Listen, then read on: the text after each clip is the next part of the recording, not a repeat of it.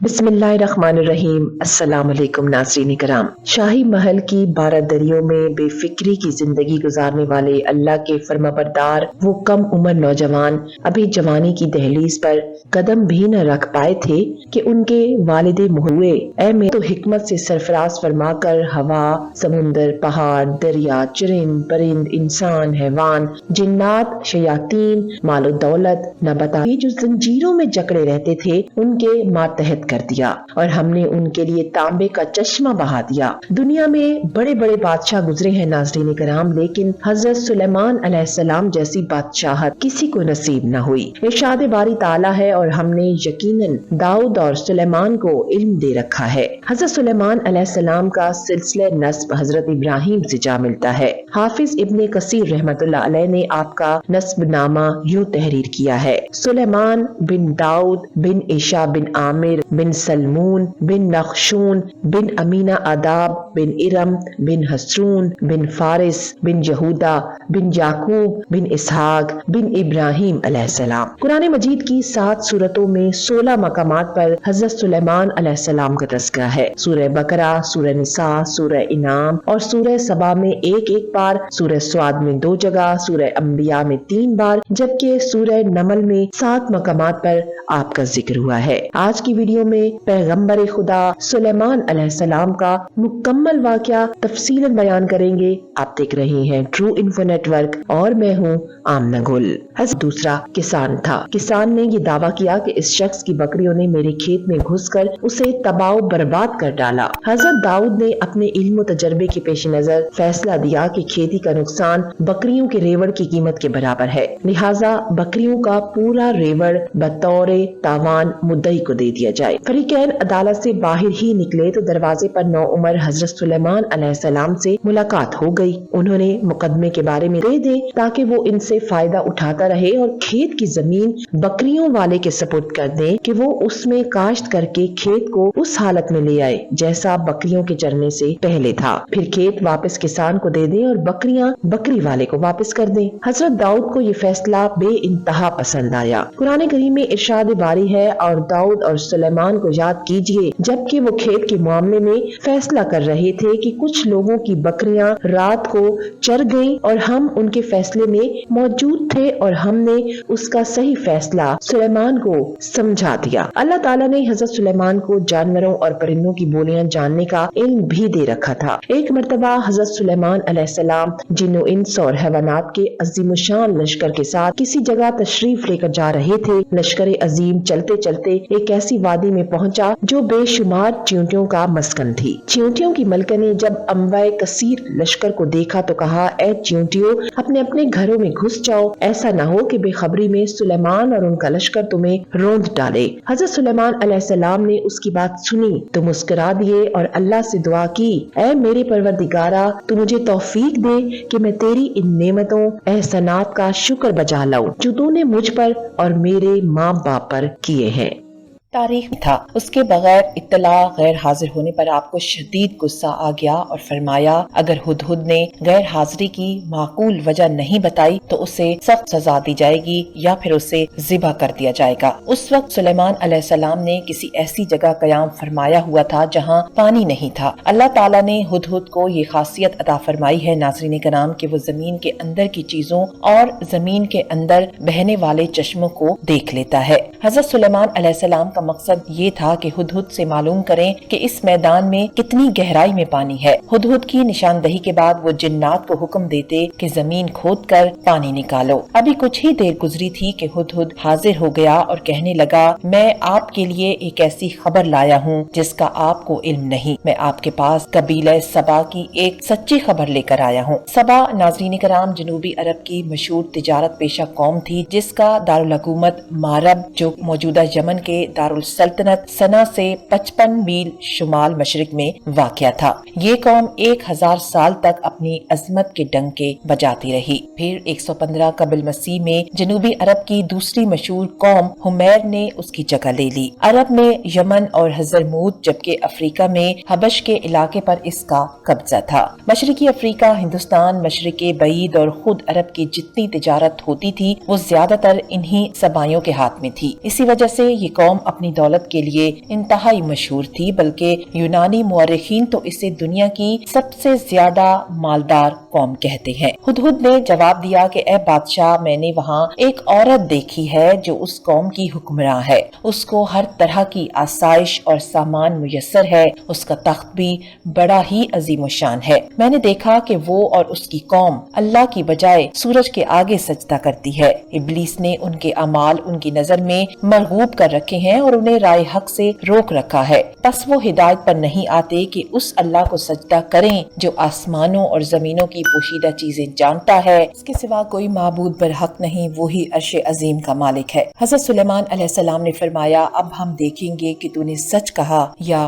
جھوٹا ہے تو، میرا یہ خط لے جا کر انہیں دے دے، پھر ان کے پاس سے ہٹ جا اور دیکھ کہ وہ کیا جواب دیتے ہیں۔ ہدہد نے حضرت سلیمان کے حکم کی فوری تعمیل کی اور خط لے کر ملکہ سبا کے پاس پہنچا۔ روایت میں آتا ہے کہ ملکہ سبا، جس کا نام بلقیس تھا، اس وقت بھی آفتاب کی پوجا کر رہی تھی۔ ہدہد خط اس کے قریب ڈال کر وہاں سے ہٹ گیا۔ ملکہ نے جب خط پڑھا تو متفکر ہو گئی اور فوری طور پر درباری طلب کر لیے۔ بلقیس کی مجلس شورا کے ارکان کی تعداد 313 تھی اور ان میں سے ہر ایک 10,000 افراد کا نمائندہ تھا۔ ملکہ نے کہا، اے اہل دربار، میری طرف ایک بڑا اہم خط پھینکا گیا ہے جو فلسطین اور شام کے عظیم فرمانروا سلیمان کی جانب سے ہے، جسے بسم اللہ الرحمن الرحیم سے شروع کیا گیا ہے۔ اس میں کہا گیا ہے کہ ہم سرکشی چھوڑ کر اطاعت اختیار کریں اور مسلمان ہو کر سلیمان کے آگے حاضر ہو جائیں۔ اب تم سب مل کر مجھے مشورہ دو، تم جانتے ہو کہ میں تمہارے مشورے کے بغیر کوئی کام نہیں کرتی۔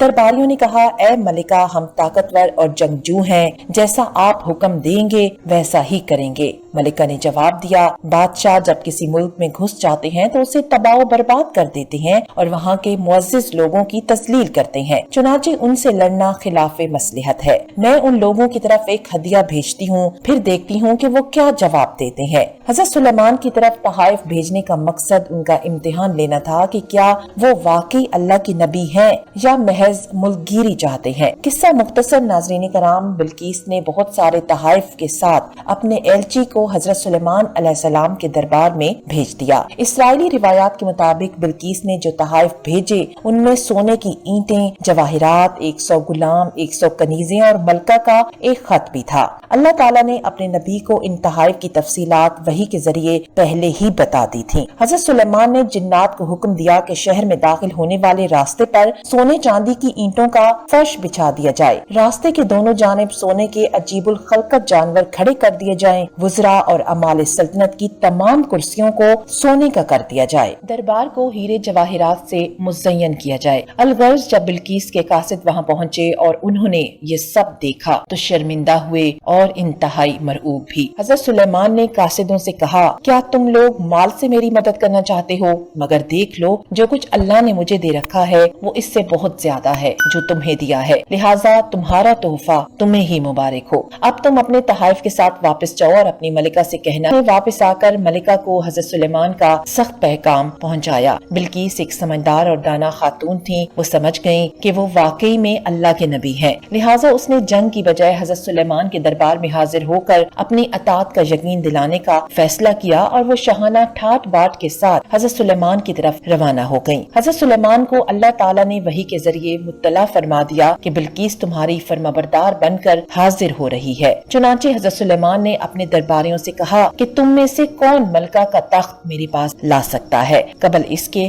کہ وہ لوگ مسلمان ہو کر میرے پاس پہنچیں۔ جنوں میں سے ایک قوی ہیکل جن نے کہا، میں اس تخت کو حاضر کر دوں گا قبل اس کے کہ آپ اپنی جگہ سے اٹھیں، میں اس کی طاقت رکھتا ہوں اور میں امانت دار بھی ہوں۔ پھر جس شخص کے پاس کتاب کا علم تھا وہ بولا، میں آپ کی پلک چھپکنے سے پہلے اسے لائے دیتا ہوں۔ جو ہی سلیمان نے وہ تخت اپنے پاس رکھا ہوا دیکھا، پکار اٹھے، یہ سب میرے رب کا فضل ہے تاکہ وہ مجھے آزمائے کہ میں شکر کرتا ہوں یا ناشکری۔ شکر گزار اپنے ہی نفع کے لیے شکر گزاری کرتا ہے اور جو ناشکری کرے تو میرا رب بے نیاز اور بزرگ و برتر ہے۔ وہ شخص کون تھا جو پلک چھپکنے سے پہلے ہی تخت دربار سلیمانی میں لے آیا؟ مفسرین کے مطابق وہ شخص حضرت سلیمان کا کوئی دوست تھا۔ ابن اسحاق رحمۃ اللہ علیہ نے اس کا نام آصف بن برقیہ بتایا ہے۔ بعض روایات کے مطابق وہ شخص ان کا خالہ زاد تھا اور یہ واقعہ آصف برقیہ کی کرامت علامت تھی۔ کہا جاتا ہے کہ ملکہ بلقیس کے تخت کا طول 80 ہاتھ، عرض 40 ہاتھ اور اونچائی 30 ہاتھ تھی۔ اس میں موتی، سرخ یاقوت اور سبز زمرد جڑے ہوئے تھے۔ حضرت سلیمان علیہ السلام نے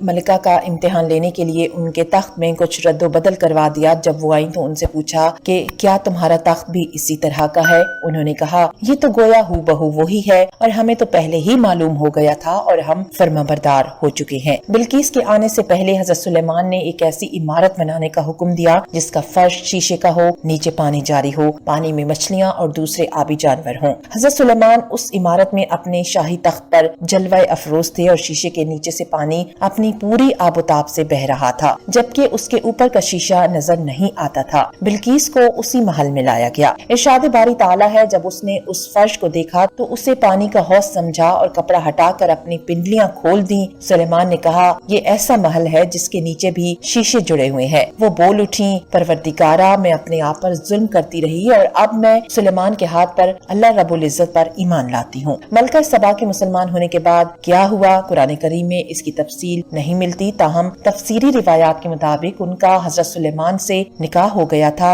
ابن عساکر کی حضرت اکرمہ رضی اللہ تعالیٰ عنہ سے روایت ہے کہ مسلمان ہونے کے بعد بلقیس حضرت سلیمان کے نکاح میں آ گئی تھیں اور آپ نے انہیں ان کے ملک واپس بھیج دیا تھا۔ سورہ سبا کی آیت نمبر 14 میں حضرت سلیمان کی وفات کے بارے میں فرمایا گیا ہے کہ پھر جب ہم نے ان پر موت کا حکم صادر کر دیا تو ان کی خبر جنات کو کسی نے نہ دی سوائے گھن کے کیڑے کے جو ان کا عصا کھاتا رہا۔ پس جب سلیمان گر پڑے اس وقت جنوں نے جان لیا کہ اگر وہ غیب جانتے ہوتے تو ذلت کے عذاب میں مبتلا نہ رہتے۔ دراصل جنات کے بارے میں مشہور ہو چکا تھا کہ وہ غیب کی باتیں جانتے ہیں۔ اللہ میری موت سال بھر تک جنات سے مخفی رکھنا تاکہ انسان جان لے کہ جنات غیب کا علم نہیں رکھتے۔ دوسری وجہ یہ تھی کہ اس دوران بیت المقدس کا کام بھی مکمل ہو جائے، کیونکہ اگر جنات کو آپ کی وفات کا علم ہو جاتا تو وہ کام چھوڑ دیتے۔ چنانچہ جب موت کا وقت قریب آیا تو آپ عبادت کے لیے بیت المقدس میں اپنی مخصوص محراب میں داخل ہو گئے۔ یہ محراب شفاف شیشے کی بنی ہوئی تھی جس میں سے باہر سے اندر کی سب چیزیں نظر آتی تھیں۔ آپ اپنے معمول کے مطابق عصا کا سہارا لے کر کھڑے ہو گئے۔ وقت مقررہ پر روح قبض کر لی گئی، مگر حضرت سلیمان عصا کے سہارے اپنی جگہ پر کھڑے رہے۔ جنات یہی سمجھتے رہے کہ وہ عبادت میں مشغول ہیں، اسی لیے وہ تعمیراتی کام میں